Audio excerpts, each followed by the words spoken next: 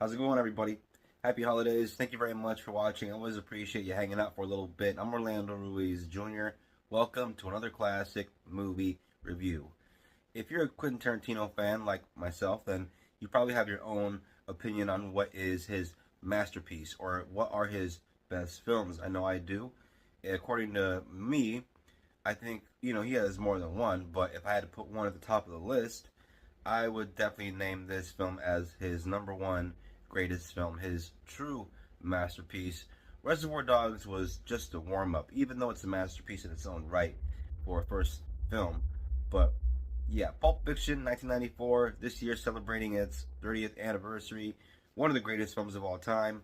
I saw this when I was about 11 years old, had no business watching this movie at a young age like that because there are things in this movie that aren't meant for children's eyes, as Mama Gump says. For those of you out there that have never seen this movie, this is an incredible first time watch that I am envious of anybody who watches this for the first time with fresh eyes, because I remember watching this as a young kid, completely cold, not knowing anything about it, and after watching it, I had to tell everybody I knew about this movie. And some people were into it, not everybody is up for Tarantino's style. It's a movie that can get pretty violent at times. Sometimes the violence in this movie comes out of nowhere. It's kind of unexpected and organic in the way it depicts certain moments, and it's also pretty intense and has some vulgar language all throughout, and also some dark humor. There is some wicked dark comedy all throughout this movie. This movie ultimately is a crime comedy told through a different kind of lens than you're probably used to, but it is entertaining as hell. It's basically four stories, separate stories that are interconnected, that feature some of the same characters that intersect in each other's stories at times. And very, very cool concept, very influential for the time when this came out, which after there would be all kinds of copycats and wannabe Tarantino movies, wannabe Pulp Fiction type movies. If not for Pulp Fiction, you wouldn't have movies like 2 Days in the Valley, or Things to Do in Denver When You're Dead, or Eight Heads in a Duffel Bag, or Guy Ritchie's Lock, Stock, and Two Smoking Barrels, or even Doug Liman's Go that came out in 2000.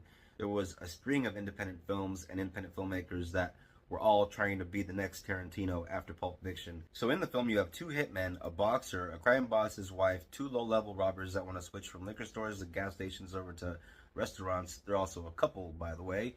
And you also have a mysterious suitcase, which the contents are still being debated about to this day by movie fans. And so, yeah, by the end of it, some may find redemption, some may not find redemption, but at one point, certain characters will intersect and intertwine in each other's stories. Pulp Fiction also has one of the greatest and most legendary ensemble casts of any film. John Travolta, Samuel L. Jackson, Uma Thurman, Harvey Keitel, Maria de Marios, Ving Rhames, Eric Stoltz, Tim Roth, Amanda Plummer, Rosanna Arquette, Christopher Walken, Bruce Willis.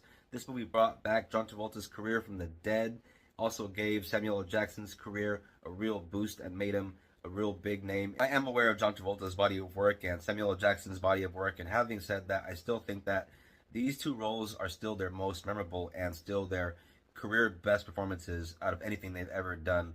I think the two of them are great together as this screen duo of hitmen, and their scenes are so much fun to watch that I could almost watch an entire movie of just these two characters. While the movie introduces us to these two characters at the beginning of the film, we hear through their conversation that Travolta's character Vincent is planning on going on this date that is arranged by his boss for him to take his boss's wife out while his boss is out of town. Although this isn't Tony Manero or Danny Zuko, back in the 1990s, the ladies still seem to like them some John Travolta, and so you got this good-looking guy on a date with this boss's wife, this married woman, Uma Thurman's character, a good-looking girl, and so it's a delicate situation, and watching it, you are a bit nervous. The two of them share a meal at this 1950s themed restaurant called Jack Rabbit Slim's, where there's all kinds of people dressed up as 1950s icons.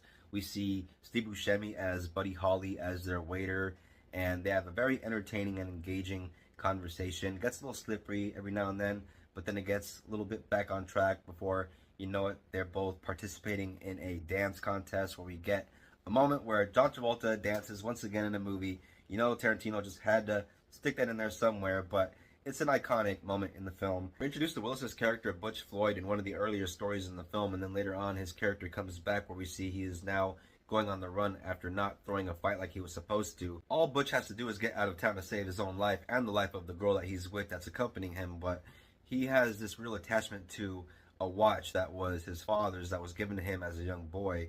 It's a watch that has a lot of significance for him, and when you watch the film, you'll see why. Due to his own personal pride and sentimental attachments, Willis's character Butch makes one bad decision after another, ultimately leading him down this odyssey of violence and very strange and bizarre occurrences. There are quite a few scenes in this movie that are meant to be shocking, and some people might find some of those scenes a bit offensive. It's not going to be for everyone.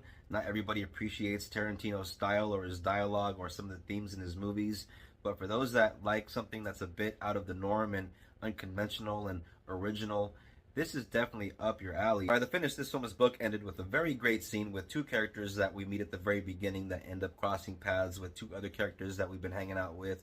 And it being a Tarantino movie, you know there's going to be some great needle drops. We have some Kool and the Gang. We have some Al Green, some Urge Overkill, also some Chuck Berry in there. Some great surf, like guitar riffs throughout this movie, some old school 60s surfing rock. Pulp Fiction isn't just one of the greatest 1990s films, but one of the greatest movies ever made. This is a movie that everybody must see at least once, and even if you're not into Tarantino, at least give it a chance. Maybe it'll get you on that Tarantino train, get you watching some of his other stuff.